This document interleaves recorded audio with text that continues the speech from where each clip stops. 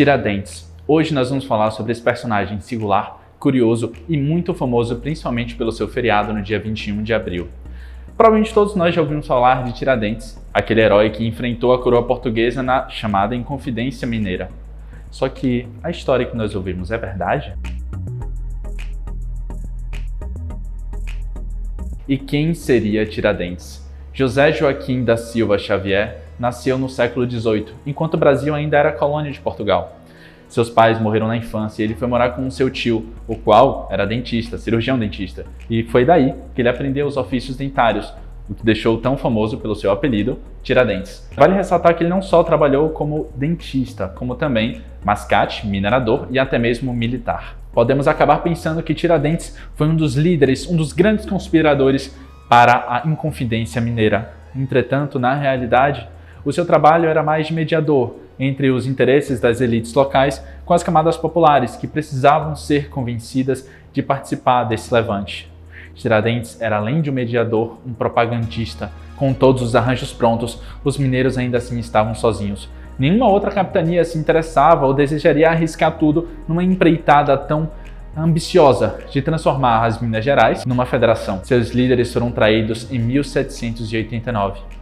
Em maio desse mesmo ano, Tiradentes foi preso e condenado à morte junto de mais 10 outras pessoas. Talvez por ter sido uma pessoa que não tivesse tanta aproximação com pessoas poderosas ou por ter sido uma voz da propaganda do movimento, Tiradentes foi condenado à morte, enquanto o resto não.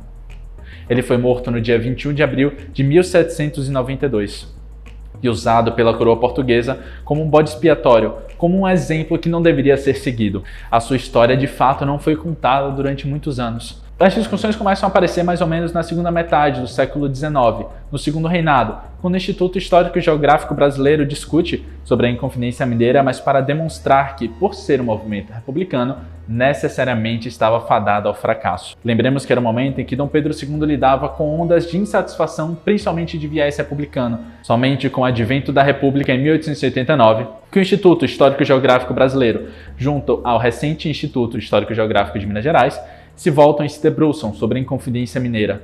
Era um momento de fervor de sentimentos nacionalistas, em que se buscavam símbolos como a bandeira nacional, o hino nacional e principalmente os heróis nacionais. Tiradentes é resgatado, então, e sua memória é estudada, para transformá-lo mais uma vez como um bode expiatório.